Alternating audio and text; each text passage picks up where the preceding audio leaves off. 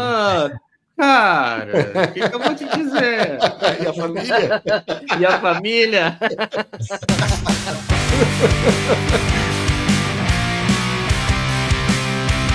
Você está ouvindo Redação Desconecta.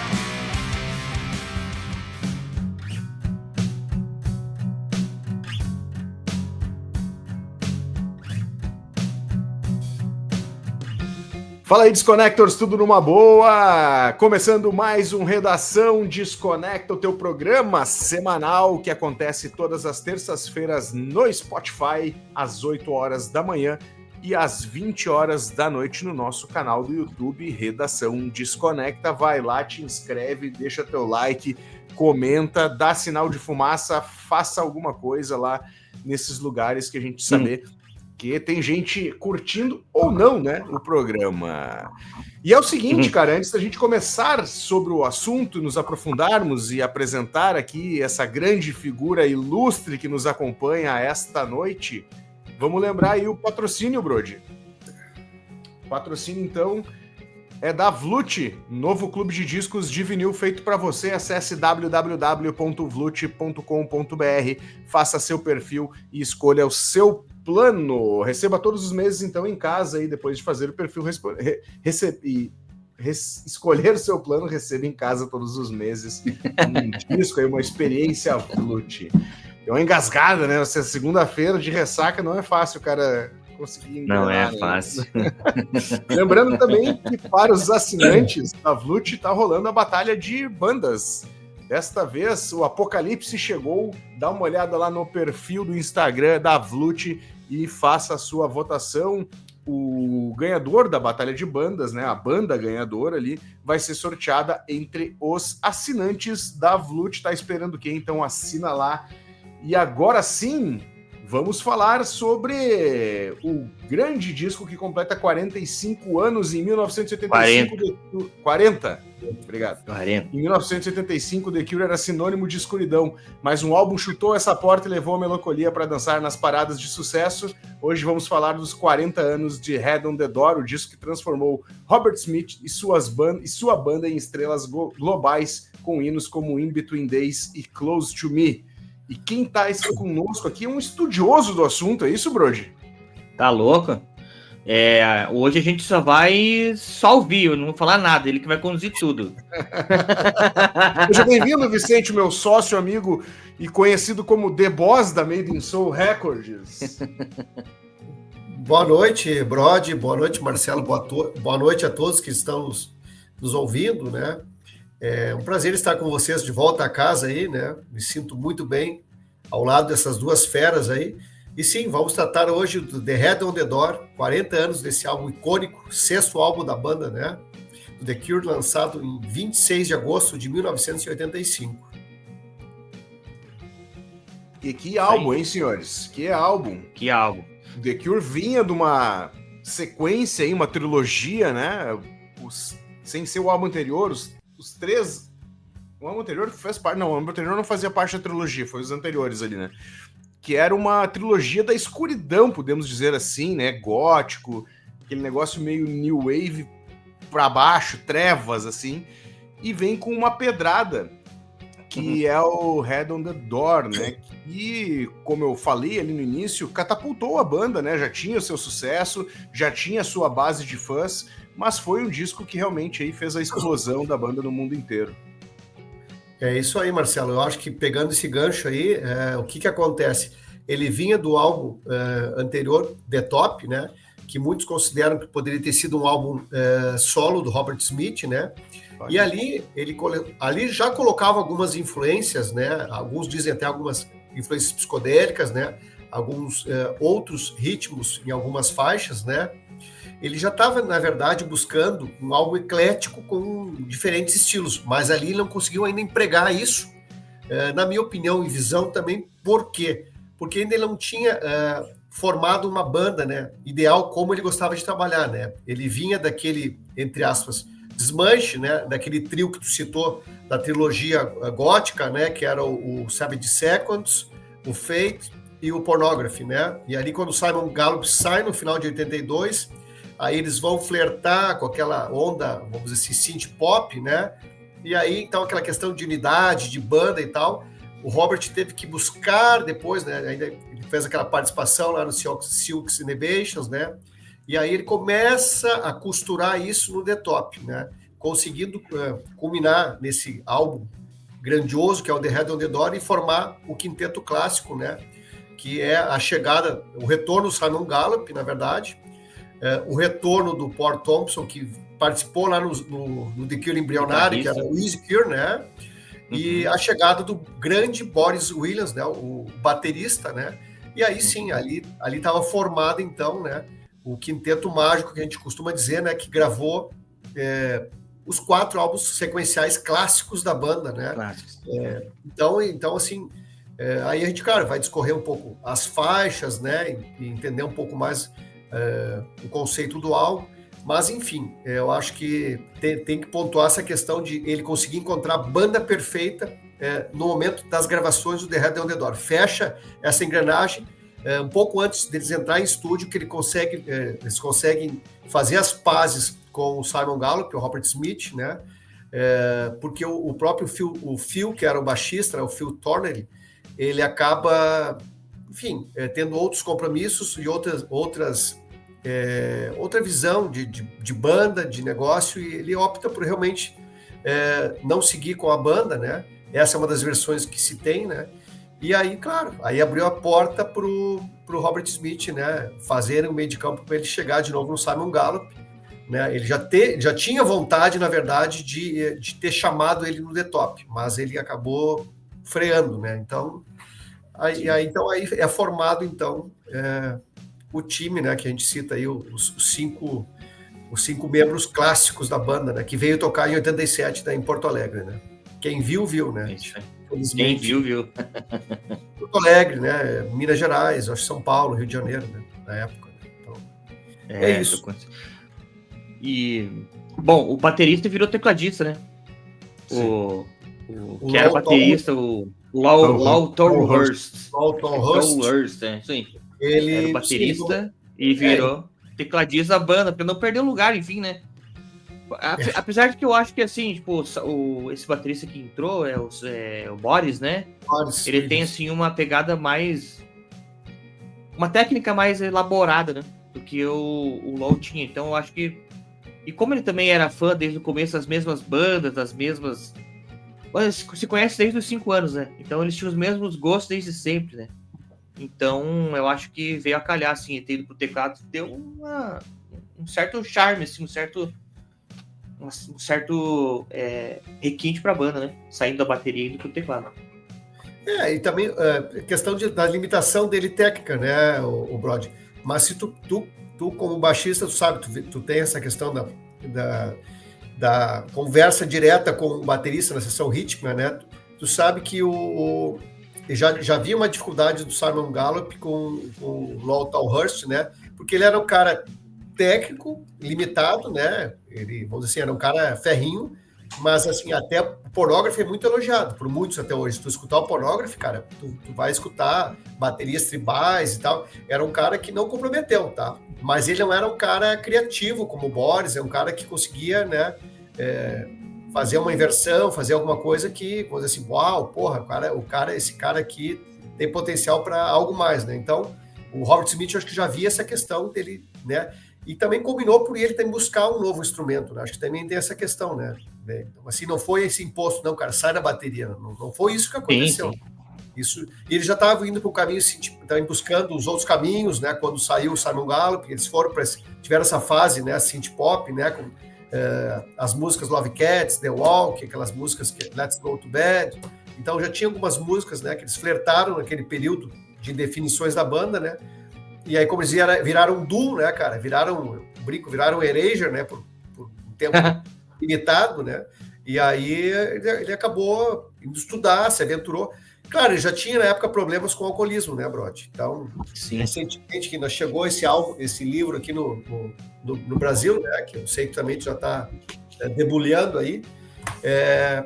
Infelizmente, né, cara, ele é o cofundador da banda, mas já vinha com problemas sérios, né? E o processo criativo também do The Head on the Door, ele também já participa muito pouco, né? Ele já estava, como é que assim, já no auge quase do alcoolismo, né? Infelizmente. Né? Mas é um cara, claro, tem muita importância na banda, né? Não dá para... Tanto é que eu digo, a formação clássica é com ele, né? Não tem como... Claro, concordo, sim.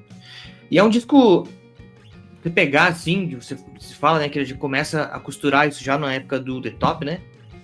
E aí depois vem os próximos discos ali, o Kiss Me, Kiss Me, Kiss Me, Disintegration, enfim, né? Mas alguns álbuns, assim, foram importantes para essa formação desse novo som que o The Cure estava apresentando, né? Sair dessa foto, assim, ir para um lugar um pouco mais, não vou dizer assim, totalmente colorido, totalmente ensolarado, mas um pouco mais, né? Porque eles têm alguns discos na carreira que são assim, chega num determinado ponto, é isso, depois eles voltam lá para uma fase mais escura, depois mais não sei o quê, tem isso aí.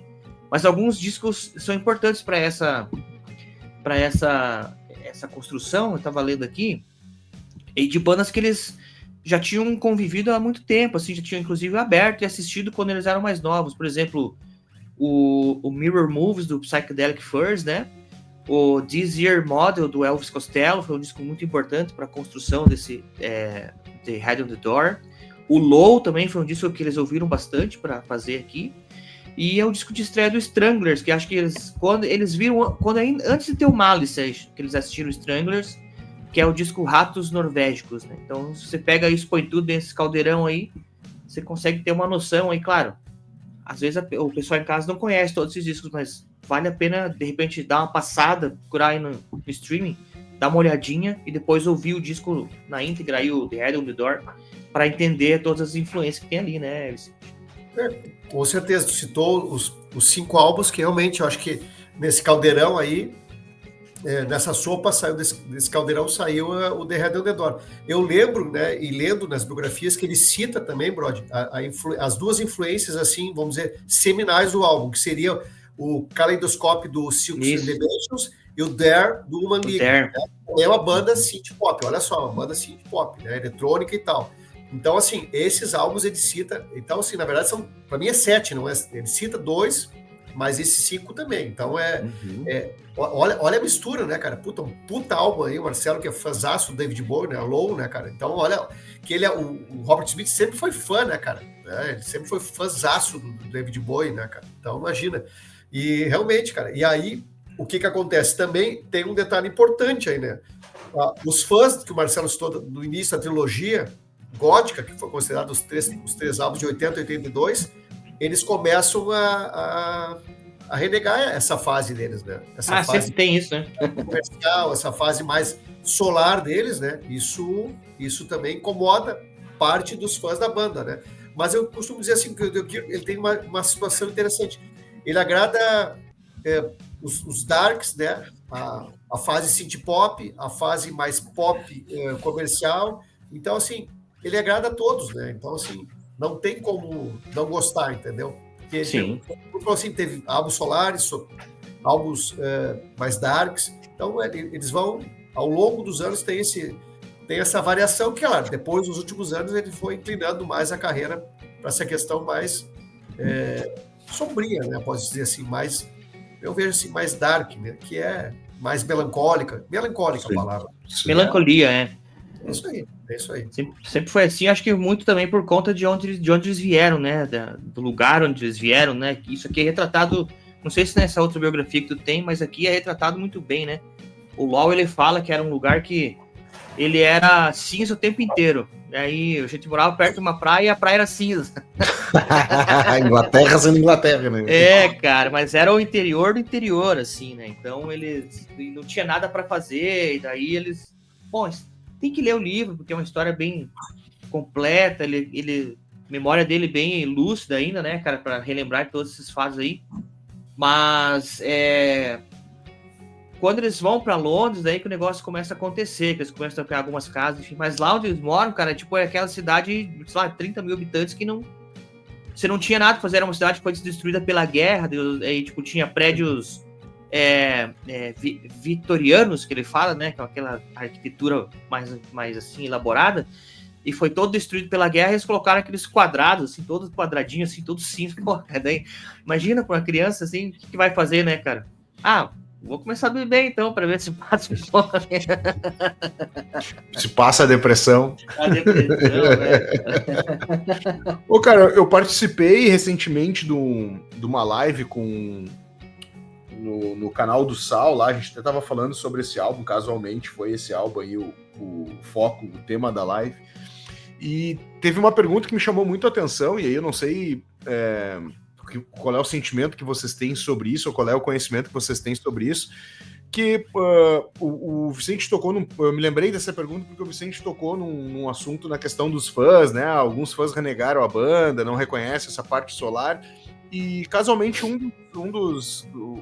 das pessoas que estavam assistindo a live disse, cara, tá na moda renegar a fase dark do The Cure, né? A gótica, né? Essa fase mais obscura. Vocês têm esse feeling, né? Não sei, claro, dados a gente nunca vai ter, né, sobre isso, porque, enfim, né, não existe uma pesquisa de mercado.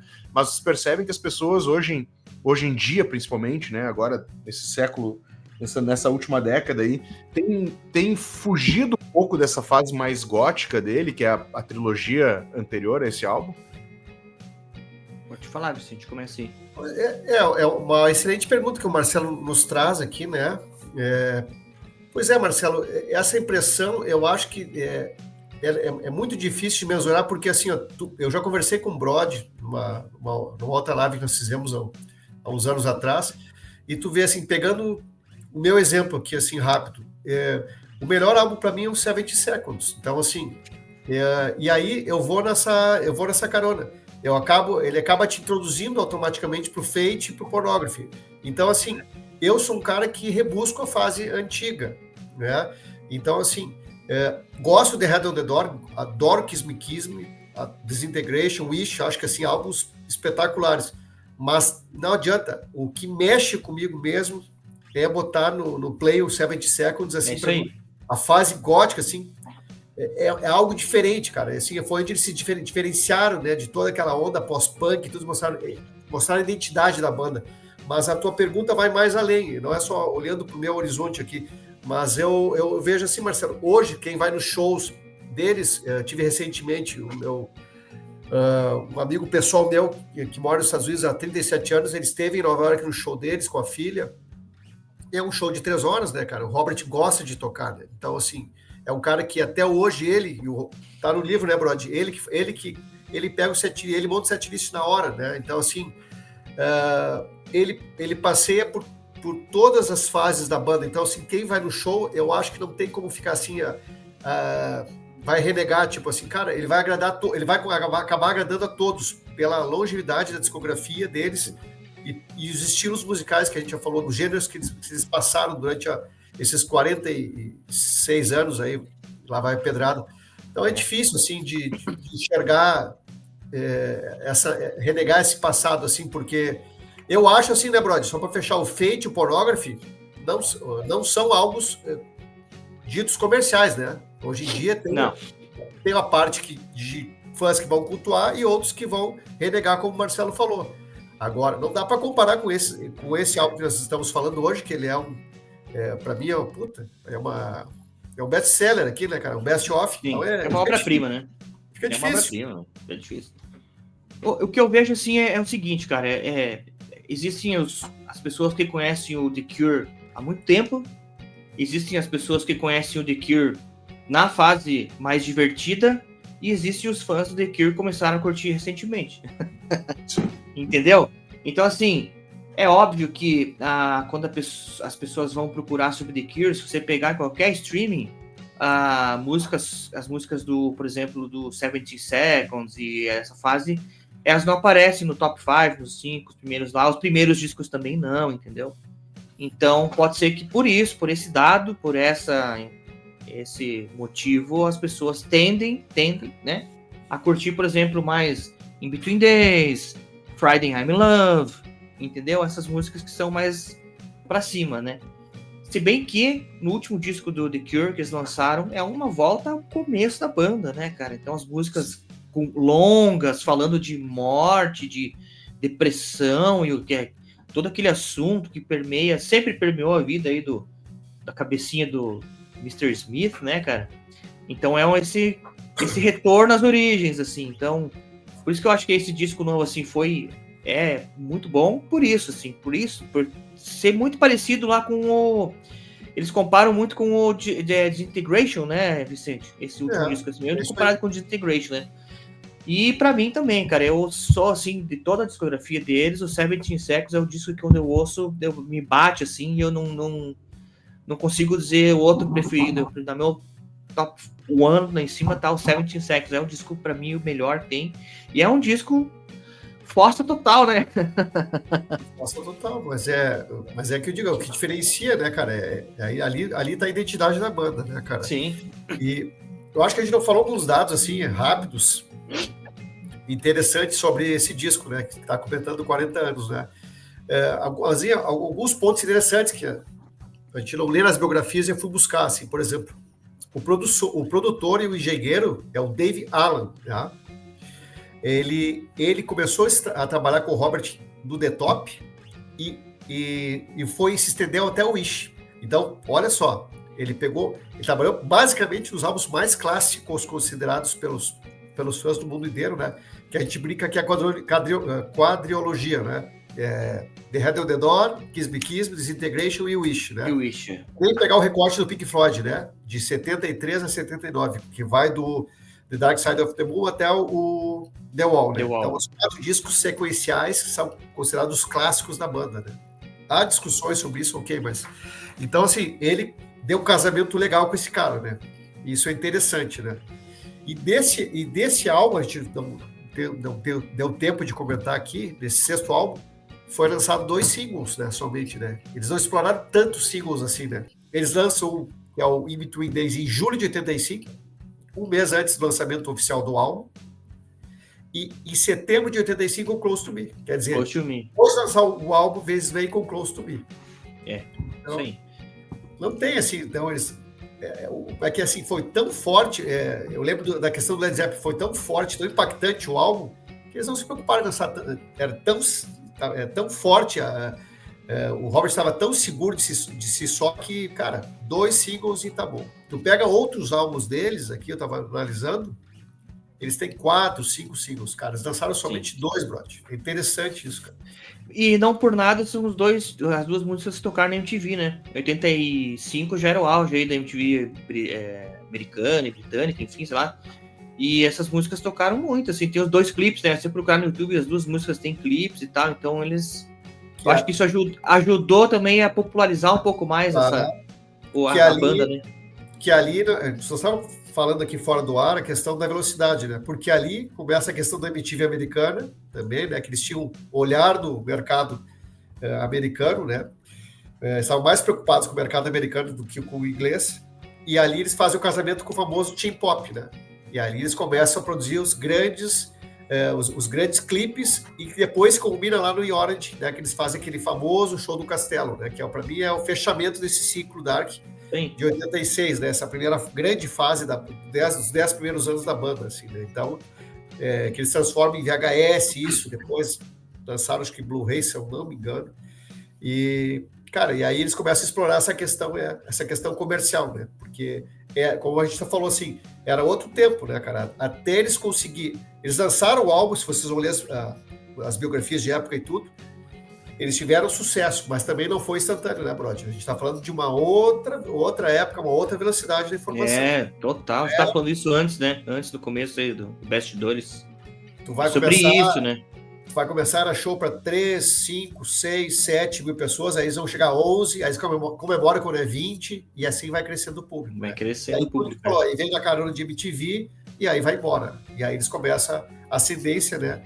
De 85, 86, que aí veio aí os singles lançados, né, no Stand on the Beach, né, cara, e aí começa a Cure Mania, né, cara, aí vai embora. O que a gente tem ali também para citar também, eu acho que, o nome do álbum, né, o nome do álbum é um trecho da música Close to Me, né, The Head on the Door. The Head on the Door. Ela foi tirada e também, às vezes passa percebida essa questão aí também. E a nível de... Eu tava consultando a nível de posição mais alta no mercado americano e no mercado inglês. No mercado inglês, eles chegaram à 7ª posição. E no mercado americano, a 59ª, cara. Olha aí, cara. Olha aí. O Robert perseguiu durante muitos anos até conseguir chegar entre os 5 mais, né, cara? Ele foi algo. Ele pode pegar os próximos até ele chegar, cara. Um troço maluco isso, cara. Ele foi uma busca que ele não descansou até o Wish, né? Isso aí foi até o Wish. Até o Wish. Então era uma busca que ele tinha, assim, né, cara? Porque ele sabia que era o grande mercado deles, né, cara? O mercado americano era diferenciado. Então é isso, assim, de algumas curiosidades que a gente tem para falar do álbum. E faixa a faixa também, né? A gente pode também comentar um pouco, né? Dessa questão do ecletismo, né, do álbum, né? Dos diferentes estilos que tem. Pontuar algumas faixas aqui, dá para fazer isso também tranquilo, né? Dá para falar também. Eu acho que você citou um disco que foi também que ajudou nisso, assim, nessa popularização da banda no mercado mundial, que foi o Stand on the Beaches, né? The Beach, que é os singles, né? Acho que veio logo em seguida, né? 86, né? Isso. É o próximo. Veio logo em seguida, é o próximo. E acho que isso aí também foi muito importante, eles terem lançado essa coletânea para conseguir atingir cada vez mais uma massa, porque daí ali você pode escolher as músicas que tu quer. É como se fosse fazer uma playlist no Spotify hoje, né? Só que tu compra o disco de vinil com as músicas que tu quer e estão ali, né? É lógico, uma ou outra sempre vai acabar ficando de fora, normal, né? Mas eu acho que isso aí também foi um dos fatores assim determinantes para fazer com que a banda conseguisse, a partir daqui, né? Que até chegar no Wish, depois, enfim, conseguir cada vez conquistar mais esse mercado que eles tanto que almejavam. Assim. E saber explorar seu produto, né? A gente falou da questão visual da banda, né? Não só o visual, e essa questão de buscar um diretor, né? Que entendesse a linguagem da banda e conseguisse reverberar isso para o mundo, né? Com clipes, né? E gravando shows, né? Eles começaram a falar essa linguagem que vinha através da MTV, né? Então eles começaram a explorar isso muito bem. E o que é legal, que a gente vai buscar na biografia, quando eles vão fazer pós a turnê do The Head on the Door, quando eles vão pensar no Stand on the Beach, o que acontece? O Robert Smith se dá conta, cara, vai fechar nosso contrato e eles vão querer fazer um best-of. Isso aí, geralmente, na cabeça dele, cara, isso aí geralmente é a banda que está em fim de carreira.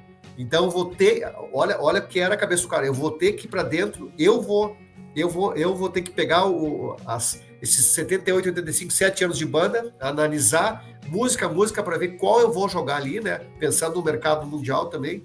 Então, ele participa ativamente na escolha do set list do álbum, né? Ele participa. E aí, nessa carona do Stand on the Beach, o que ele faz que é legal também? A sacada do VHS, né, Brody? Que eles lançam na época, né? Com trecho de shows, com trecho de clipes, de cada faixa, né? Eles exploram muito bem essa questão de VHS, que era o recurso que tinha na época, né? Com o Teen Pop, né, cara? Então, isso também ajudou a divulgar muito a banda, né? Que era a ferramenta que se tinha, né? Era o Spotify da época, a gente brinca, né? Era as VHS, né? Então, é a visão, né, cara? É a visão de mercado. Eu acho que isso é legal pontuar dele, né? Isso foi muito legal. Tem 2 pontos aí que eu acho que dá para levantar, né? A questão da MTV, eu acho que ajudou a criar essa iconografia, né? Transformar a banda num ícone, principalmente visual, né? Não que eles já não usassem desses elementos nos discos anteriores, com fotos e tal, mas eu acho que em termos de popularidade, a MTV teve um papel importante, assim, né? Para fazer uma marcação da banda, né? Assim, aquele cabelo puffzão, assim, aquela cara dark, né? Aquele troço batons, pele branca, né? Maquiagens pesadas, que foi importante, assim, para criar essa cultura, né? Podemos dizer assim.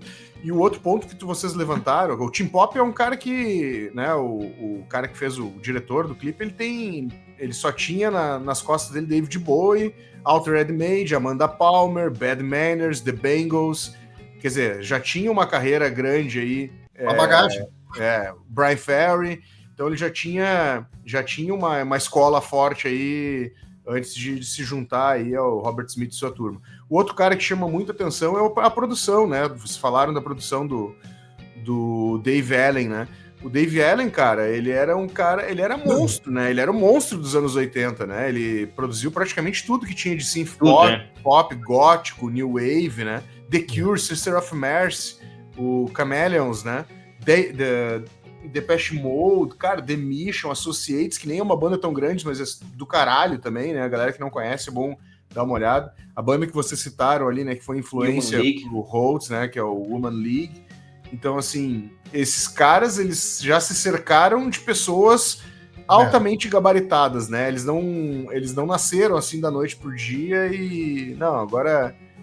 tipo assim, já tem uma história e eles souberam escolher muito bem as peças. O Robert Smith, principalmente, né, que não é um cara fácil, todo mundo sabe disso, mas soube escolher muito bem as pessoas a quem se unir para entregar um puta álbum, né? E uma puta concepção visual, assim, né? Uma entrega conceitual geral, assim, né? Não só música falando.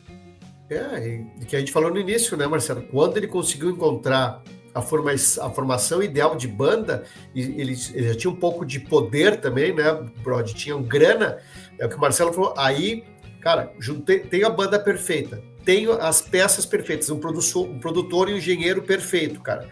Tenho o Tim Pop, um diretor também extraordinário para fazer essa questão de filmografia, etc.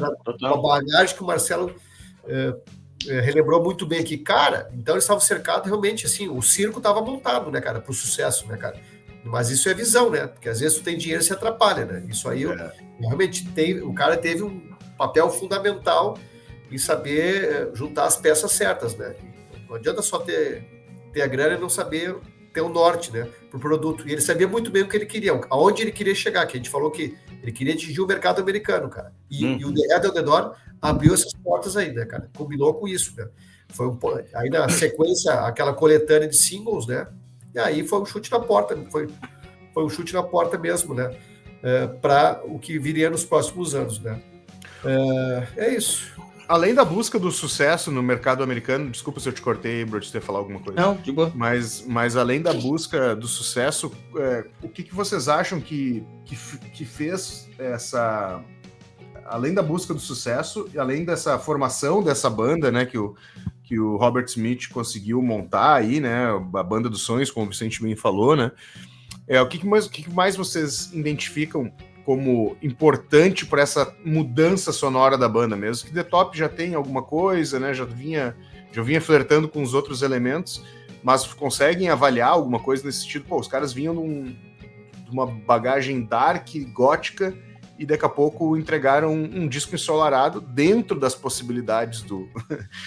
ensolarado dentro do The Cure, né? Dentro do conceito do The Cure. Mas não deixa de ser ensolarado, né? Sim. Tem mais alguma coisa, algum outro elemento que vocês conseguem enxergar e sinalizar, além desses dois pontos, que são importantes, obviamente, né?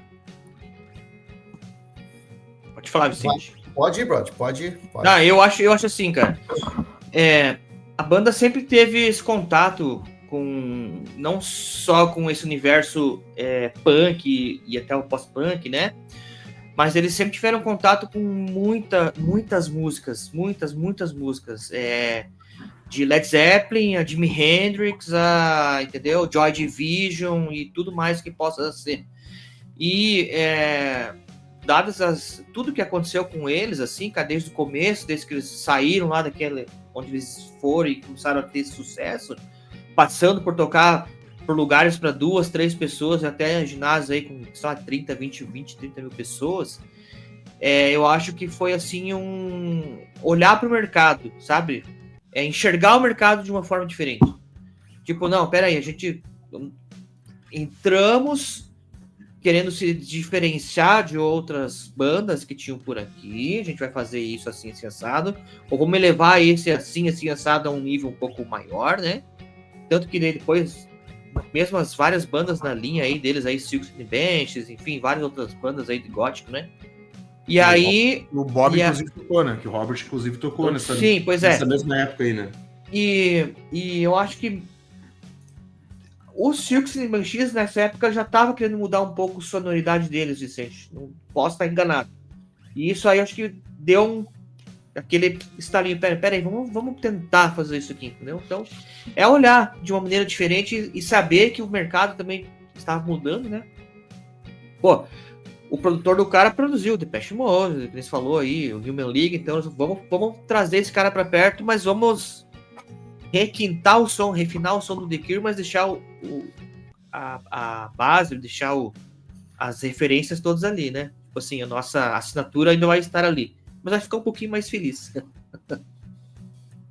Perfeito, eu acho que é isso aí. O Marcelo estava perguntando, né, o que vocês identificam, né? Mas assim, até eu falei, de certa forma, eu vejo assim, ele, na verdade, se pegar esse álbum aqui, ó, eu acho que agora casa com o que eu estava comentando anteriormente. Pegar as 10 faixas do álbum, cara. A gente pegar em Between Days, que é o álbum foi um dos singles lançados. Cara, ali foi comparado a sonoridade ao New Order, na época. Tá? New Order. Então, agora, faixa, tracklist.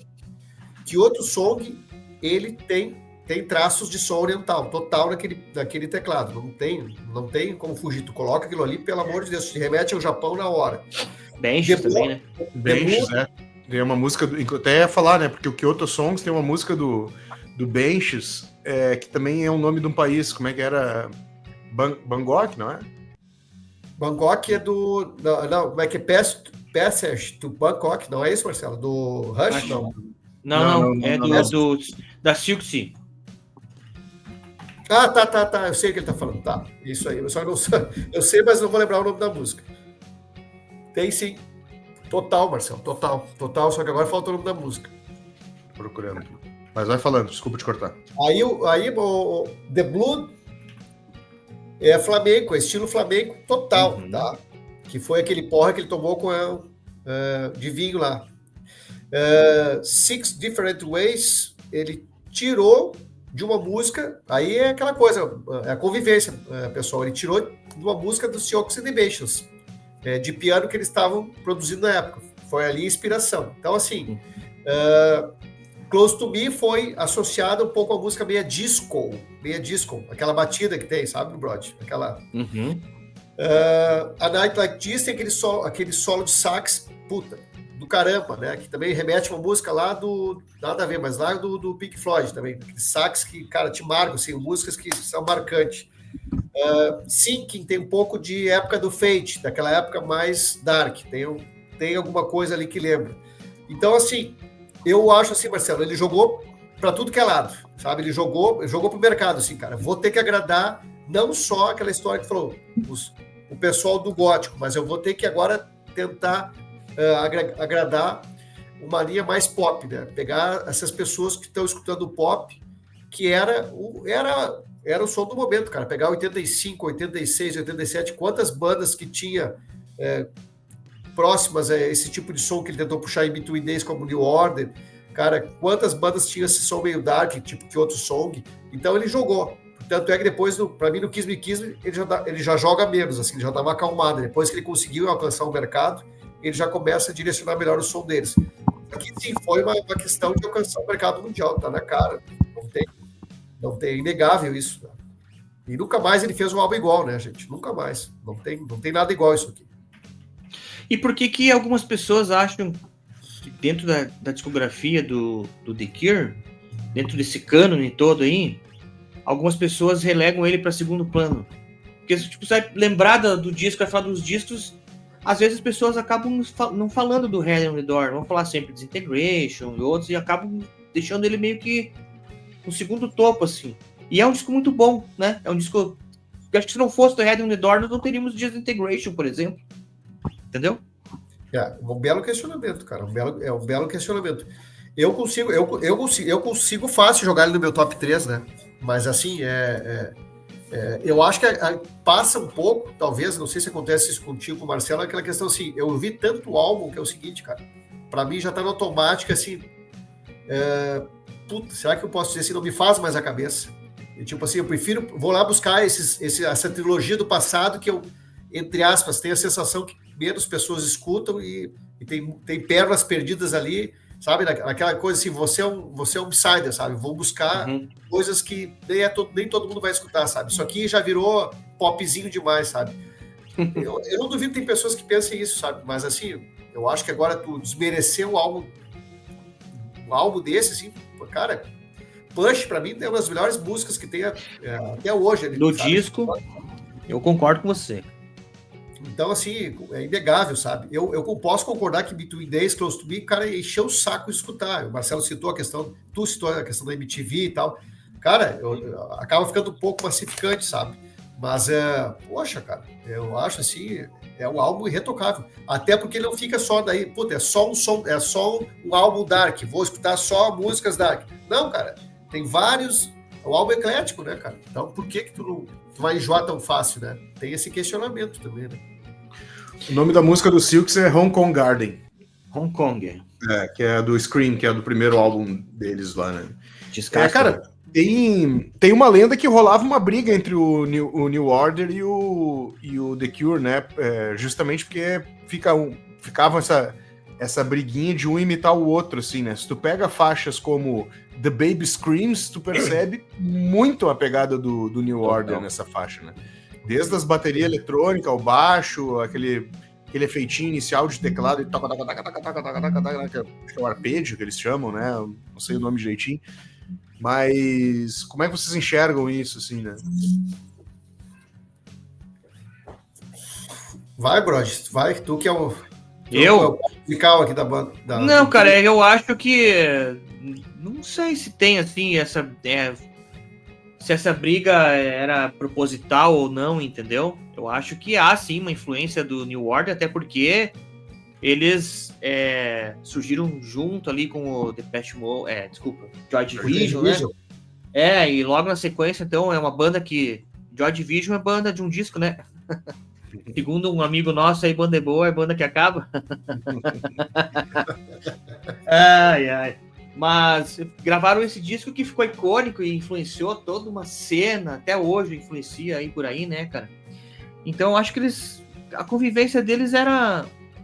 Assim, eu não conheço tão a fundo a história do The Cure para falar sobre isso, mas acho que não, assim, talvez pudesse existir, né? Porque vão pensar em Peter Hook e vão pensar em Robert Smith, né, cara? Os dois são cabeça dura, tá louco, né? Então, se sentasse numa mesa para tomar um gorozinho ali... Gostava de tomar umas pint, né? Uma serva inglesa e gostava de uma boa briga, né? A banda aqui, cara, os caras iam pro revide mesmo, né, cara? O troço Não fugiam do fight. Não fugiam do fight, cara. Então, é assim, Marcelo, eu sinceramente, eu não tenho essa visão de... Eu vejo uma banda assim que ela é muito benquista público, pelo público, pela mídia, pelas próprias bandas, assim, sabe? Tanto que é uma banda regravada, né, por N bandas, e inclusive vai parar no álbum que tu gostamos muito, dos Smashing Pumpkins, regravado, né, por eles. Eu acho que Me Ajuda a Night Like This é regravada por eles, né? Isso aí, né? É isso, eu não estou enganado. Acho foi que cara. Em 1996, eles regravam essa música aí. Então, assim, cara, desde a safra nova, como a safra contemporânea, eu não tenho, assim, relatos de desentendimentos, assim, sabe? Dessas grandes bandas, né, inglesas, assim. Não tem isso, sabe? O que eu queria mostrar para vocês aqui, que eu acho que é legal de mostrar, que é uma coisa bem simples de época, mas é interessante, cara. Um single de... Eu acho que tem que começar na hora, né? Por respeito, né? Esse single aqui eu comprei na coleção esse meu amigo que mora há 37 anos nos Estados Unidos, e ele me vendeu anos depois esse single aqui do Days, tá? Ele me vendeu um single usado de época, né? Prensagem americana. Então, tem Between Days, a versão de LP, depois tem uma versão estendida e uma música chamada Stop Dead, do lado B. Então, capa e contracapa, né? Uma coisa relativamente simples, de época. E Close to Me, cara, foi, na verdade, anos depois eu consegui um disco mix promocional invendável, aqueles de época, cara. Aí o que acontece, cara? Na verdade é o seguinte, de um lado é The Cure Close to Me. É um troço maluco isso aqui, né, cara? E do outro é uma banda chamada Animotion, tá? E aí é o seguinte, cara, na contracapa não vai dar para enxergar aqui. Eles fazem um pequeno histórico da banda, cara. desse LP promocional, cara. É um troço maluco. Eles vão falando aqui que eles chegaram ao Brasil em meados de 85, através do LP Concert, gravado ao vivo. Daí eles vão discorrendo sobre a banda, cara. Aí eles falam sobre o clima de Close to Me e tal, cara. É um troço assim, é coisas de época, né, cara? É uma prensagem de 86, cara. Uma prensagem de 86. Estava aqui buscando... Foi fabricado e distribuído pela Forobras, Parará, e estava tentando buscar aqui mais alguma informação. Mas então, a Polygram, cara, a Polygram que trouxe. Então, assim, é um promocional de época, simples, mas também não é o single inglês ou americano, né, de época. Esse aqui é uma versão brasileira aqui, né? Mas, enfim, é interessante. O que tem mais assim, para mostrar, de repente? Tem essa versão de CD estendida do The Head on the Door, que aqui eles lançaram em 2006. Aí vem algumas versões demo de caseiras, versões demos de estúdio, 3 músicas ao vivo, que é um bootleg, que eles colocaram. Achei muito legal isso, cara. Muitas bandas utilizam esse recurso, acho interessante. Então, o disco 2, ele comprei de 84 e 85 com 18 consideradas raridades, assim, cara. Então, o álbum número 1 é o original de época, remasterizado, e o 2 são 18 músicas, entre músicas demo de estúdio, músicas caseiras aqui, gravadas na home do Robert Smith, e bootleg de lives, assim, cara. Então, são algumas coisas aqui. E surradinho, cara, eu tenho o meu de época aqui, cara, prensagem brasileira. O Marcelo Brod, esse aqui, prensagem simples brasileira. Tem um cartezinho simples e tal. Mas a edição pobrinha, né? O brasileiro, a edição brasileira sempre é a edição pobrinha, né? Ele um cartezinho legal, assim, de época, né, cara? Sim. O meu nem kart tem, Fal. Quando eu comprei, veio sem kart. Eu tenho Curiosamente, eu achei que tinha esse disco na minha coleção e não tenho. Sério? Não tenho. Inacreditável. Perdeu uma chance de comprar na Amazon. Eu vi, mas não deu. Curiosidades de época. Foi o único álbum da minha coleção da banda que eu ganhei de presente, cara. Um grande amigo meu, ex-radialista da Filusp. Olha aí, cara. Evandro Gomes, o Capitão Caverna. Era um radialista que trabalhou com o Mauro Borba, me deu de presente isso, cara. Faz uns 12 anos atrás. Me deu de presente da coleção dele. Olha aí. Ó, para não dizer que eu tava mentindo sobre... Havia, sim, uma rixa entre New Order e The Cure, né? Muito baseado na inveja de Peter Hook ao Gallo, baixista do The Cure. Né?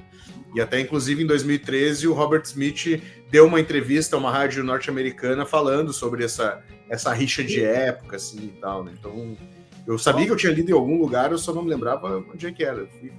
Fui consultar o oráculo, vulgo Google. Subiu a montanha. Subi a montanha do digital. Cara, deram muitas... tem muitas coisas pra gente falar aí das músicas ali, né? Eu acho que esse alvorecer da banda, né? Esse ensolarado, In Between Days, né? Acho que quem foi adolescente nos anos 80 e nos anos 90, como acho que é os nossos casos aqui, ouviu muito ela nas discotecas, nem sei como é que se chamava naquilo na época. Mas enfim, né, deu para requebrar bastante, né, o esqueleto, né, nessa época aí, né. Eu e o Vicente, a gente nasceu na mesma cidade, em Esteio, e a gente frequentava o famoso Galiança, não, o Aliança, né, e os DJs costumavam tocar muito essa música, né. É uma música preparada para festa, né? É inegável, né? É uma abertura de festa, né, cara? É um troço... É uma música para cima, né? É uma música que ele conseguiu realmente cativar um público que não era um público, obviamente, dark, né? Ele trouxe essa música para as pistas de danças, como o Marcelo falou, né? Então, é inegável, assim, a percepção dele comercial, né? De almejar realmente novos públicos, né? Então, é fantástico. Revivemos isso, Marcelo, algumas vezes. Você lembrou do Aliança agora, né? Puxei memórias escondidas. Né? Diz ele. E o legal é essa época aí época que nós pegamos o CD, o Brod, dá para também lembrar algumas coisas. Marcelo lembrou das casas noturnas, mas também as festas caseiras, né? as festas de garagem, tu também tinha essa questão de botar um CD do The Cure e deixar a noite inteira rodando, e deixava aquele comando reverso, né, Marcelo? Acabava e voltava, cara. Eu lembro uma madrugada ficar escutando a noite inteira, cara. Então, assim, não tem como bater aquela música e te remeter àquele momento, sabe? Puta, cara, eu fiquei a madrugada inteira, o diabo não ia lá, não desligava, cara. Ficou a noite inteira tocando as 17 faixas, cara. Desgraçado, não... Entendeu, cara? Isso acontecia muito, né? Hoje em dia é mais raro, né? Mas, cara, tem de tudo, né? Acontece de tudo, né? Antes de passar para a próxima faixa, foi o primeiro disco que vocês ouviram? Vocês lembram de ter ouvido assim? Por causa de In Between Days ou Close to Me ou não? Música com certeza In Between Days, que eu me lembro. Não, se bem que tem Boys Don't Cry, né? Boys Don't Cry, né? Agora me lembrei, agora pensando bem, acho que foi Boys Don't Cry primeiro. Mas a música, né?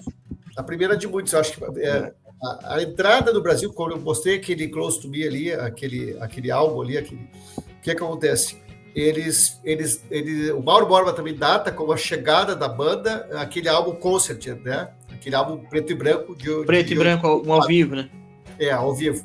Mas, na verdade, a inclusão de muitos, a apresentação da banda para muitos, para mim, para o Marcelo, foi através de Boys Don't Cry, com o velho e bom disco da capa do Indie, que é Stand on the Beat, né? Cara, foi a porta de entrada. Eu te diria assim que 90% foi isso aí. Para radialistas e outros, eles, cara, os caras que tiveram acesso aos primórdios da banda foi o Concert, mas para nós que era, vamos dizer, a outra ala, foi o Seagulls da banda que chegou pra gente aqui no Brasil. Ali que foi aí a gente começou a cavocar, né, cara? Aí descobriu ali a banda. E aí depois foi para álbum de carreira, né? Aí depois vai para álbum de carreira. Depois. Sim. Eu acho que nessa época aí, mais novo, assim, quando a gente ouvia bastante rádio, eram as músicas que tocavam com mais frequência, assim. A In Between Days e Boys Don't Cry, né? Que eram as músicas, sei lá, cara, você bateu o primeiro acorde, já sabe que é In Between Days e o Boys Don't Cry, né? Tanto que In Between Days foi uma insistência minha durante muitos anos na minha banda aí, quando eu morei fora aí, que eu tinha banda, tocar In Between Days, e a gente nunca acataram essa minha ideia, sabe? Mas é uma música que, pô, eu sempre quis tocar, assim, até porque já contei essa história, mas enfim, a gente fazia rock inglês, né? Nossa banda era baseada no rock inglês, então a gente tocava praticamente assim um pouco de tudo, só não ia tocar, por exemplo, Joy Division, essas coisas, porque daí já era muito eu. Os outros já era 1 contra 3, então, mas o The Cure tava lá, a gente tocava Boys Don't Cry, né?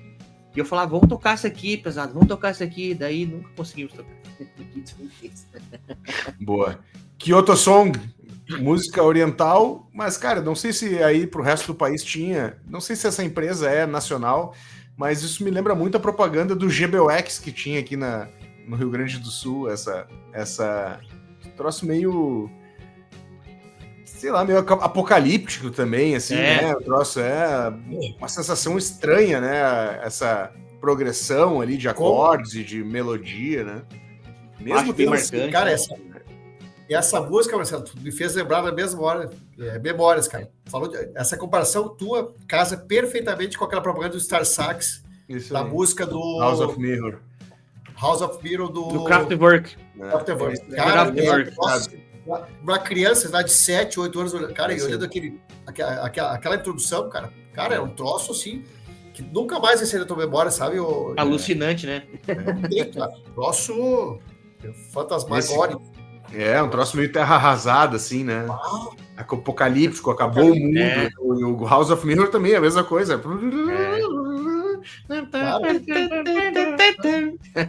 Influencia, né, cara? Influencia o cara diretamente, cara. Até hoje, cara adulto, o cara não esquece daquilo.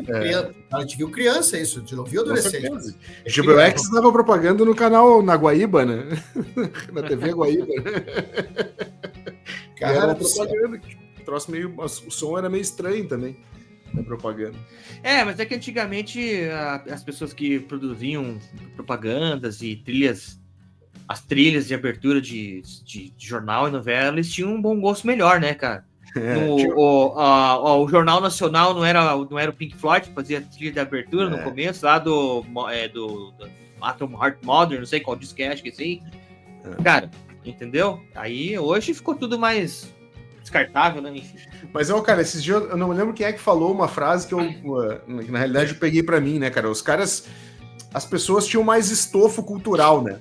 Então, assim, puta, cara, o cara pra se tornar músico, tá, ele poderia não ser né, não precisava ser um Malmsteen, mas ele tinha uma bagagem cultural, literária, musical, assim, muito mais do que hoje sentar na frente do computador e apertar botão, né? Assim, nada contra a música atual, né? Muito pelo contrário, gosto de várias bandas e coisas, mas tu percebe que as pessoas ficaram mais vazias, né? Assim, e isso reflete na cultura, na música diretamente, né? Quando tu pega, assim, né? Em termos de concepção musical, né? Nem tô elitizando a parada, né? Tô dizendo bandas que eram ralé mesmo, o próprio punk, né, cara? Conceito filosófico, conceito, né? Tipo assim, o cara tinha estofo para ele chegar na frente de um público, cantar aquilo, montar aquela banda, escrever sobre aquilo, né? Hoje parece que a galera, fazer um manifesto, fazer um discurso sobre o assunto. Né? Cara, perfeito. Tu pega o que o Marcelo falou, cara, puta, me remete a uma entrevista que o Ciro Pessoa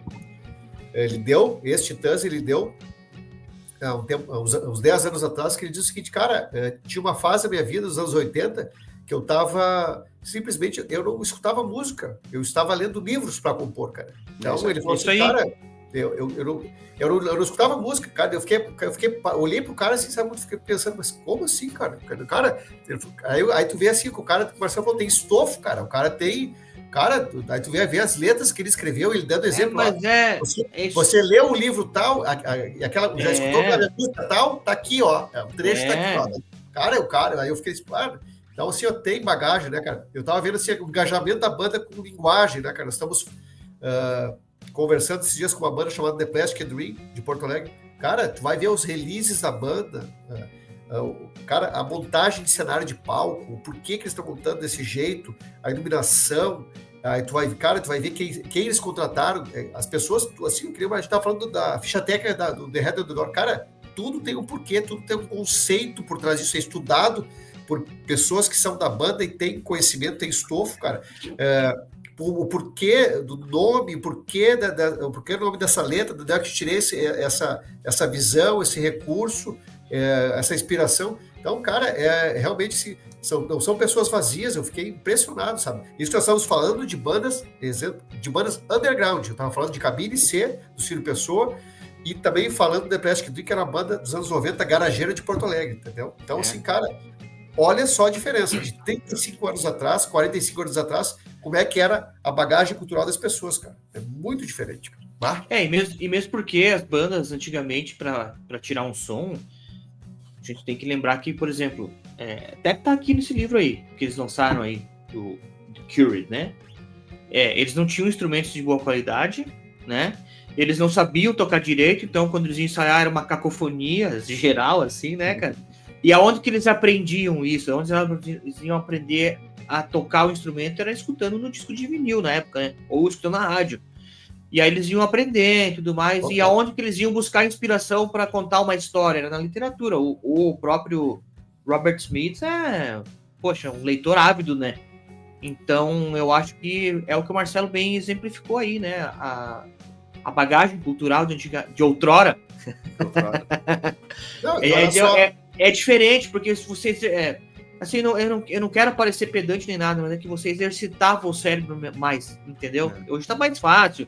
Você coloca ali o próprio computador, a inteligência artificial vai te dizer, não, se você juntar aqui assim, já tá sucio, entendeu? E cada vez vai ser mais assim, né?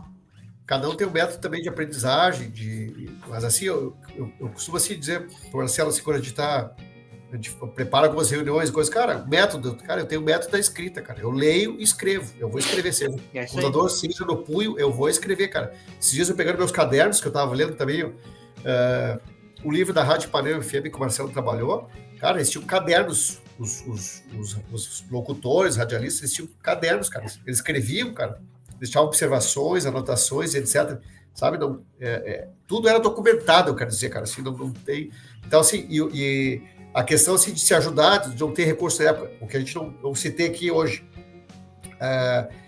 a arte do The Head of the Door, quem é que fez? Muita gente não sabe, cara, quem é que fez a capa? foi Paul Thompson e Andy Vella, que eles tinham uma empresa chamada Perfect Art, entendeu? Foi eles que fizeram. Eles fizeram o The Top, até para pegar um gancho, cara. O Paul Thompson estava indo contra o Robert Smith, que ele já estava na banda fazia 6 anos, mais ou menos, ou 5. E ele chegou lá e, cara, aprovação da capa do The Top aqui, foi mostrar pro Robert. E aí ele veio e convidou, cara, tu não quer entrar pra banda aqui e tal, não sei o que, tô fazendo algumas mudanças e tal. E aí ele incorporou a banda no final de 83, início de 84. E aí é o seguinte, ele faz o trabalho da capa do The Head of the Door, cara. Então, assim, até isso, cara, até o envolvimento e engajamento do músico. O músico também era artista, né? Deu essa sorte também, né? O Paul Thompson é um artista, né, cara? Assim como a Plastic Dream tem, da sua vocalista, uma artista plástica. Então, cara, as coisas, porra, acabam casando, né? Na falta também de recurso, tu já tem um artista dentro da banda, né? Plástico, né, cara? Então, porra, isso ajuda muito também, né? The Blood, com flamenco puro, né? Puro. Mas ao mesmo tempo pista, né? Assim, né? Um flamenco pra cima, né? Porque tem o flamenco também que é mais... não pra baixo, né? Mas mais contemplador, assim, né? Contemplativo. Né? E esse, ele é alegrezão também, assim. Bota na pista, vai, né, meu? Se botar na pista, vai, né? Tipo imagens de faroeste espaguete, né, cara? Aquelas coisas do Quentin Tarantino total, né? Caberia no filme Tarantino. Tá aí, ó. Olha aí a hype do momento, brother. Vamos fazer esse recorte e mandar pro Tarantino, cara. Boa sacada. Boa, gostei. E as letras, né? Que se baseavam muito, assim, em imagens católicas, né? Então, essa coisa mais alegre, mas as imagens, por exemplo, mais católicas, mesmo com o Robert Smith sendo atraído pela... que nessa... onde estou lendo, diz assim, sendo atraído pela iconografia do sangue de Cristo, entendeu? Então tem tudo isso aí, né? Era um contraponto, né? As músicas deles sempre são um contraponto, né? Entendeu? Tipo, é a música alegre, mas aí, por exemplo, você falou ali da canção de Kyoto, né? Anteriormente ali. Tem a frase que ela é mais angustiante, que ele fala assim, um pesadelo seu, de morte na piscina, me acorda às 15h45. Entendeu? Então, assim, tipo assim, a gente já falou sobre isso em outro episódio, não lembro qual que é, acho que foi do Neil Young, né, cara? Que a música é pra cima, mas a letra é totalmente inverso, né? Então acho que também tem isso, assim, um pouco, né? Tem, cara, total. E esse The Blood aqui que nós estávamos falando, cara, é incrível, né? Tu vê, de uma ressaca ele tira uma sacada de fazer uma música. Né? Tomou um pileque. Todas. E aí, cara, não, sobre esse rótulo aqui eu vou fazer uma música, né, cara? E saiu, né? Mas aí o estilo que chama atenção, né, cara? Um troço totalmente fora da curva, né? A gente não consegue imaginar eles fazendo uma outra música igual essa aqui, cara. Um troço maluco. Diferente. 6 different ways. 6 caminhos diferentes. Maneiras, caminhos diferentes. Ela me lembra um pouco Love Cats, né? Assim, pela sutileza dela, assim, né? Ela não é uma música pesada, nem densa, né? Mas bem leve. Leve, né? Como eles fariam do Kiss Me com Cat, né? Cat também é uma música leve, assim, né? Soa uma leveza mesmo. Marcelo tem total razão, cara. Eu acho que não é que ela destoa do álbum, né, o Brody, mas ela é a música mais calma, mais águas leves, pacífica, né? Álbum, né? Se tu comparar com as outras 9 músicas, nossa, cara, essa aqui parece que é para como é que seria no show do RPM, como é que eles falam? É o Londo deles, né? Dá uma acalmada. Londo. Isso Esse riff de piano aí, se a gente perceber, foi tirado da música Swimming Horses do Ben X, né? Circus de Ben X, né? É o mesmo riffzinho, né? Sim. E ele tem essa coisa assim que lembra um pouco... Cara, a música me lembra assim um pouco esse tema de TV infantil, vocês não têm essa impressão aí também, né? Aquela flautinha e tal, tipo, entendeu? Tem essa infantilidade, né? Pois é. Mas não, de novo, não soando pedante nem nada, né? Isso. Mas aí pega aquele link que tu falou antes, seu Brody, da questão da literatura, da leitura do Robert, e ele traz muitas receitas, né? Porque se tu pegar lá nos primórdios, que nós estávamos falando, dos 3 primeiros álbuns, ele faz com aquele single que entrou nos álbuns, só vem entrar depois do Stand on the Beat, que é o Charlotte Sometimes, né? Que também é baseado num livro que ele leu, né? Eu não lembro agora o nome, mas assim, então ele traz essa questão, sim, ele traz essa questão da literatura, ele faz essas músicas que remetem a alguns artistas, alguns escritores que ele é muito fã de algum personagem que ele se identifica, ele coloca ali, né, cara? Ele coloca na letra. Isso ele faz muito bem mesmo. Ponto. E a bateria acompanha também, né? Se a gente perceber assim, o riff de piano, a bateria vai acompanhar. É como se fosse um looping, né? Então eles começam a fazer esse riff e a bateria meio sequenciado, assim. Então eu acho que ele também foi meio que pensado para isso, assim, para esse novo menino aí ter o seu momento um pouco de brilha, brilha. O Boris Williams. Nós falamos no início, né? O LOL não ia fazer isso, né? Não é a pau, né? Entendeu? Não, mas é tão, né? Ele ia ter... Mas exatamente.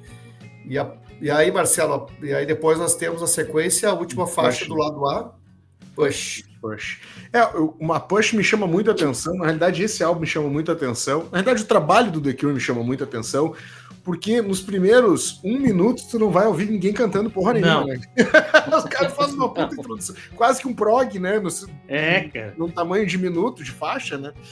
Mas, né, assim, tu vê que ele vai construindo pra conseguir cantar, né? Não é aquele lance de, não é comparar, né? Mas pô, hoje em dia as músicas começam no refrão, né? Esse cara, ele vai construir, o refrão tá lá no final, né? Assim, no final, e cara, e se a gente perceber, assim, tipo, essa música, assim, fala muito sobre o último disco, né?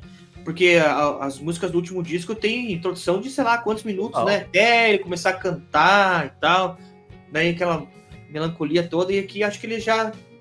Talvez ele se inspirou nessa música aí, assim, sei lá, talvez possa estar falando uma bobagem, enfim, né? Que o Desenguejo também tinha isso bastante, né? Ele usou também, né? Dessa artimanha, vamos dizer assim, mas o Push, ela estava falando assim, de comparar, assim, de remeter essa música, é o tipo de música que me... claro, eu associo diretamente a Hora do Rush, né? Que tem aqui o Mauro Mobra, que ele tem esse programa há mais de 35 anos na FM aqui, em Porto Alegre, Brod, e é uma música que ele usa de introdução, né? De vinheta, né? Então, assim, cara, não tem como. Não, desculpa, Marcelo, não é a Hora do Rush, é o Boys Don't Cry. É o Boys Don't Cry. É um programa que tem sobre os anos, que só toca música dos anos 80. A Hora do Rush ele não é o Boys Don't Cry. E, cara, essa música, assim, é uma introdução, assim, cara, que tu não consegue imaginar que o cara ia demorar, o quê? 1 minuto e 42 segundos para entrar, um troço assim, cara. Tu tá desistindo da música e ele entra, né? Um troço... Go! Não, e ele não sai cantando, né? Ele não sai cantando, né? Ele só sai aqui, né? E não canta, vai cantar mais ainda, demora mais 1 minuto ainda pra cantar, falar alguma coisa, declamar alguma coisa, né? Ali é só... Pra mim, a melhor música do disco... tem o trabalho de guitarras aqui, eu acho assim, espetacular, assim, muito. Sabe? Me lembra um pouco assim o que o Bruce Springsteen fez, na verdade, com o Born in USA, essas guitarras mais, sabe? Uhum. Me lembra um pouco isso, assim, esse estilo de riff de guitarra, de tocar assim, né? Muito bem construída. Uma meio épica, né? E pra mim, cara, é a melhor música do disco, assim. Pode ser que seja para outras pessoas não, mas acho que até o Vicente também falou isso. Para mim é a melhor música do disco e ponto final. Tu falou musicalmente, assim, me chama a atenção, assim, as guitarras é uma música que me chama a atenção, assim, porque, claro, por ela ser basicamente instrumental, tu consegue, cara, identificar muito marcante as guitarras, seja a guitarra base e a solo, é um troço impressionante. Em alguns momentos, claro, o Simon Gallup com o baixo também, né? Ele dá aquela famosa... quando dá aquela acalmada, a música parada, veio o clássico baixo, né, do Simon, né, ele dá aquele tum-dum, né, veio o tum-dum dele, e a bateria também, né, Brod, é uma batida do Boris seca, né, uma batida seca, assim, e cara, talvez não consiga identificar aqui as teclas do LoL, só, mas, cara, tu passeia por todos os instrumentos dessa música, assim, e além do vocal, é claro. É impressionante, cara. Nada, meu. Tem umas camadas de teclado no fundo. Eu não consigo lembrar, porque faz tempo que eu não escuto, Marcelo. Eu não consigo agora. Cama tem? Ele deixa rodando no fundo, tá ligado? Só pra fazer uma ambiência, assim, né? Na realidade, também o que me chama a atenção, além dessa parada que tem um quê de prog nos trabalhos do The Cure, assim, e principalmente nesse álbum, assim, a capacidade dos caras fazerem como é que a gente chama? Não é construção musical, Porra, me fugiu a palavra agora. Tava com ela na ponta da língua. Daqui a pouco eu me lembro. Depois dessa a gente tem o quê? Baby Screams. Aí vira o lado B, né? Vamos na ordem, lado B, The Baby Screams. Essa aqui, Brod, te confesso que eu não consigo, assim, me remeter a alguma influência direta de alguma banda, assim. New Order. Na veia, New Order. Essa. Não, o Marcelo tinha falado, né? O Marcelo eu acho que é New Order também. Esse synthzinho no começo, assim, né? Baixão. O baixo bastante, né? Essa é New Order. Essa sim, a gente pode, não tem como esconder, tá certo. Arranjos, cara, me lembrei. Os arranjos, capacidade de construção de arranjos, principalmente nesse álbum, assim, é fora do normal, né? Não que os outros não tenham, mas a gente tava falando da questão, né, do teclado, né? Aquela cama que o cara coloca, né? E eles vão construindo, então, assim, o trabalho de arranjos nesse disco é fora do comum, assim, né? Não que os outros não sejam bons também, mas esse disco é demais. Só para voltar um pouquinho a Punch, é uma coisa também que me remete, ele nunca fez isso, salvo engano meu. A Punch era o tipo de música que tu podia abrir show, né, Brod? Porque ela tem, que nem o George Vitt fazia, tinha uma música, eu acho que não sei se é Lost Souls que ele fazia, uma introdução de 2 minutos e meio, mais ou menos. Essa aqui é um pouco menor a introdução, mas assim, cara, é música tranquilamente de poder abrir ou encerrar, né? Enfim. Mas ele nunca optou por isso. Porque a música é tão boa, Brod, eu vou na tua tese, cara, que ela geralmente se encaixava no meio do show. Ela nunca ficou como uma música introdutória, nunca. De tão boa que ela é. E a galera, realmente, ele colocava quando a galera tava no hype, cara, porque é uma música que ela é pra cima. Ela não é uma música bem melancólica, né? Não. Sim. Não é. Voltando pro lado B, daí teríamos Close to Me, a segunda. Close to Me. Minimalismo puro, né? Só vai entrando elementos. Vai, e a bateria aqui, né? O cara só. Aquele baixão ali, a construção dele parece meio um baixista da Motown, né? Aquelas.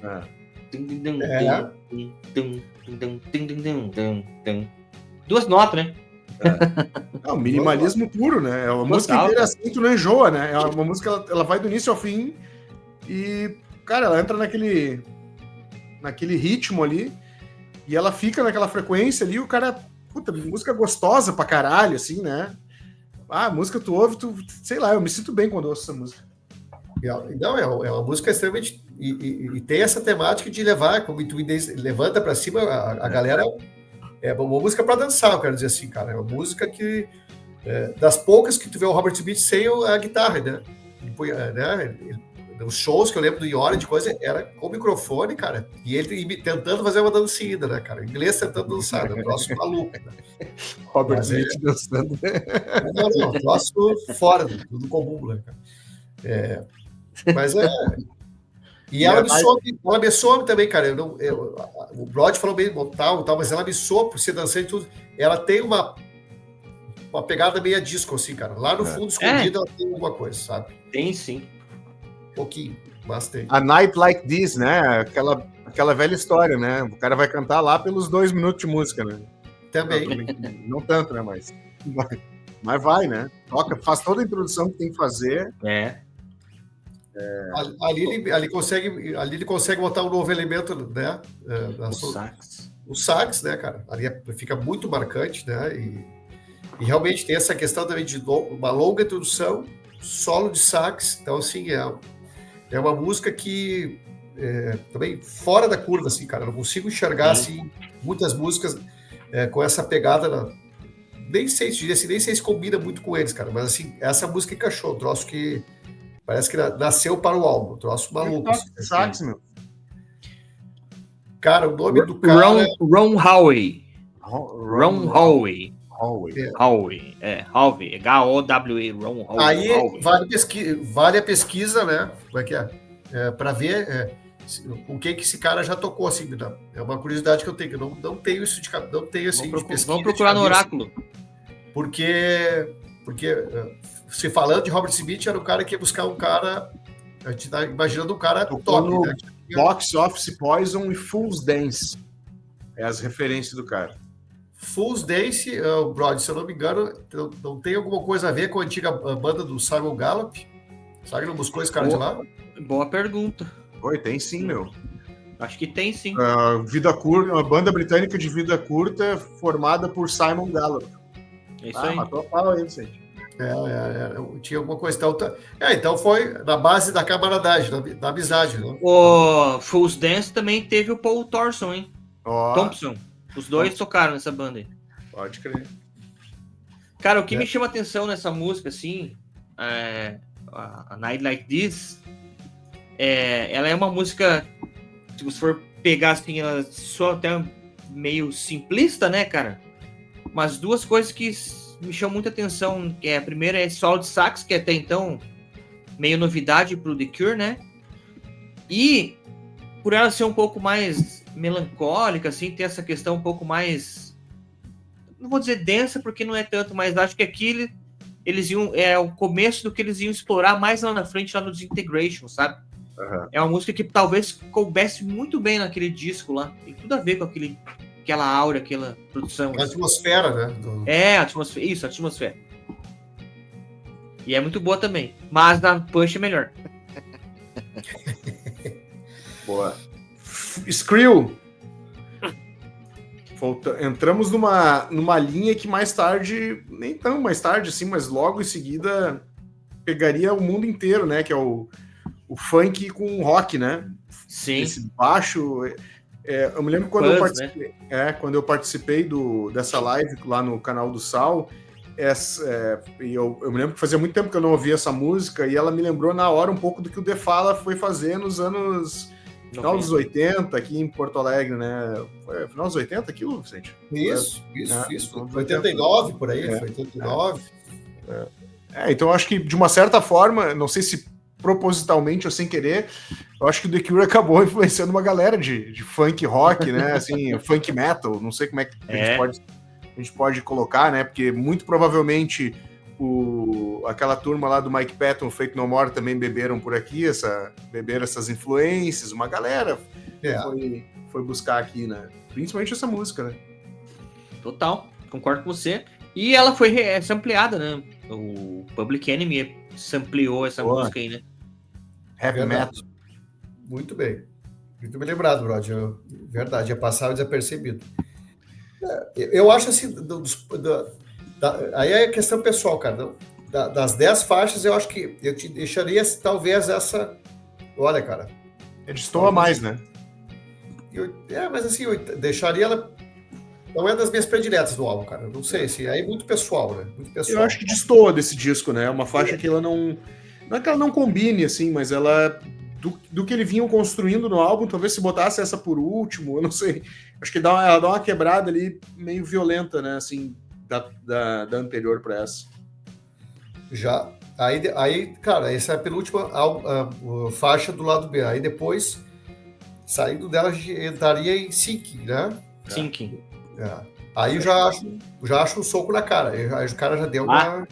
Aí já é um soco na cara. Aí já, pra mim, já é mais o meu gosto, né? Já me lembrou mais a Era Fate, assim, já é uma coisa que já me agrada um pouco mais, assim. Sim, total, cara. Aí já é uma outra. Essa bateria, essa equalização de bateria que é mais dos anos 80, assim, desse disco, principalmente nessa música aqui, ela me lembra. E esse teclado, que é sempre esse tecladinho com o mesmo timbre, né? Que é meio espacial, meio etéreo, assim, me lembra um pouco do que o Legião Urbana vinha fazer anos depois, né? Entendeu? Então acho que eles também deve ter ouvido esse disco aí, também deve ter feito parte do imaginário da banda. Gastaram a agulha, gastaram o álbum. Gastaram o álbum. Disco. Com certeza, né, cara? Porque, imagina, eles jogaram para o álbum eclético desse, jogaram para tudo que é lado, né? Então, assim, cara, cada um captou o que queria, né? A gente falou de The Fall aqui, Legião, cada um fez No More, cada um foi para um lado, né, cara? Buscou, bebeu da fonte, né? Isso é inegável, né? Eu acho que... Finalizando, então, um baita álbum. Um baita álbum, que eu costumo dizer, cara, é uma imagem... Massa, essa imagem aqui, cara, isso aqui é um bootleg, tá? The Cure Glow in the Dark. Cara, olha... Não, mas mas isso aí não é a capa.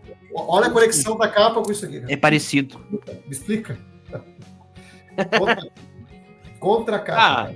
Ficou gravado para posteridade, cara. Foi uma homenagem que ele fez para esposa. Cara, só que esse bootleg tem uma coisa interessante que eu queria pontuar. São 36 faixas, cara. E da faixa 6 a 15 é um ao vivo em Liverpool de 85, que pega exatamente, cara, eles tocam 80% do álbum, assim, do tipo assim, cara, era tipo tocar o álbum na íntegra, assim, cara, sabe? Tipo assim, gostou, não gostou, soco na cara, assim, cara. Não tinha... Eles, sabe, vamos botar a rodar o álbum aí, vamos botar na estrada e vamos ver qual é que é, cara. Então, os caras eram corajosos também, né? Porque podia dar tudo errado, né? Mas assim... Essa capa aí é do single, né? É do In Between Days, né? Cara, sim, Marcelo, sim. Aqui tá... Cara, eu acho que eu posso estar falando uma grande... Olha só. Essa aqui de deles, tá? É muito parecido. Deve ter participado da mesma sessão de fotografias. Da mesma sessão de fotos. Cara, essa imagem aqui, que salvo engano, brother, depois a gente pesquisa, mas essa imagem aqui desse bootleg, o que acontece? Essa imagem aqui foi usada durante a tour promocional do álbum, The Head on the Door, tá? Essa aqui era a imagem que eles usavam, tá? Por isso que esse bootleg, como é que é? Ele surfou nessa onda para usar essa capa aqui. Isso aqui, possivelmente, era a capa, vamos assim, cartaz. Era a divulgação da banda, o cartaz, divulgação, era a mídia que usavam na época, era isso aqui. Era isso aqui. Que chupou do Between Days, do single, né? Que essa capa do cara desenvolveu que ficou do caramba. É isso aí. Animal, meu. Animal. Fechamos, então. Puta álbum, né? Um disco que merece ser ouvido até hoje.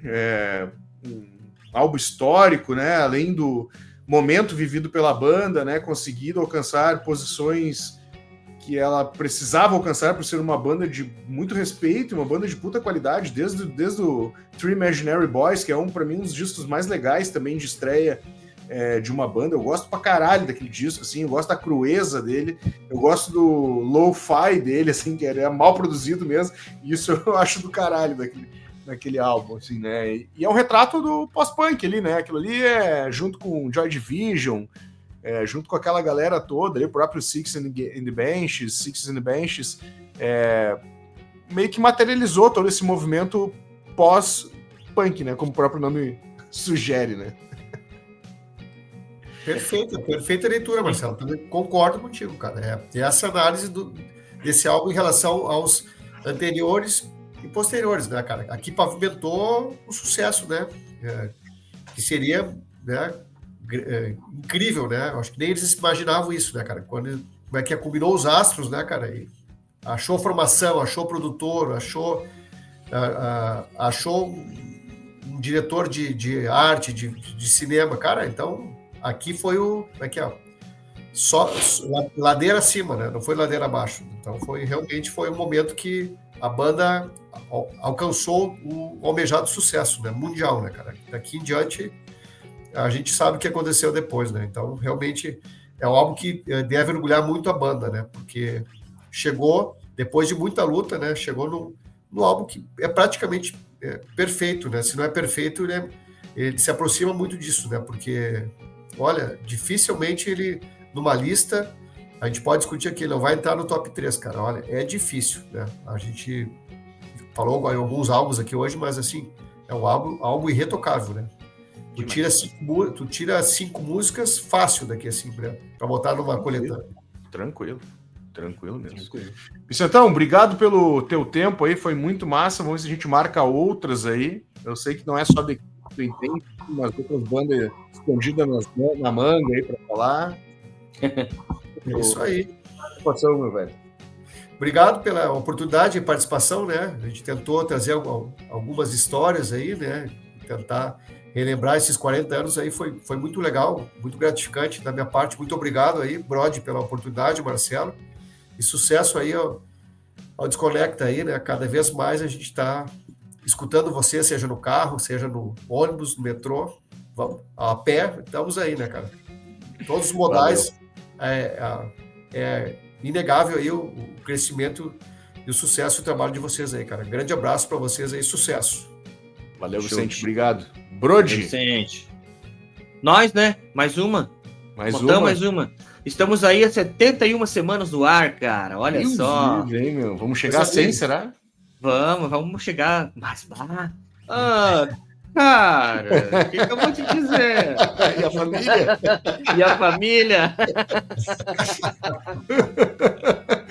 Põe o patrocínio antes que eu comece a dar gargalhada e não consiga nem terminar. Lembrando o apoio por aqui da Vlut, o novo clube de discos de vinil feito para você. Acesse www.vlut.com.br, faça seu perfil, escolha o seu plano e receba em casa todos os meses aí uma experiência Vlut, uma caixinha com vários gifts dentro ali para alegrar o seu mês. É isso então, a gente se fala aí na próxima semana, lembrando que o programa vai ao ar todas as terças às 8 horas da manhã e às 20 horas da noite no YouTube. De manhã no Spotify e à noite no YouTube. Até mais!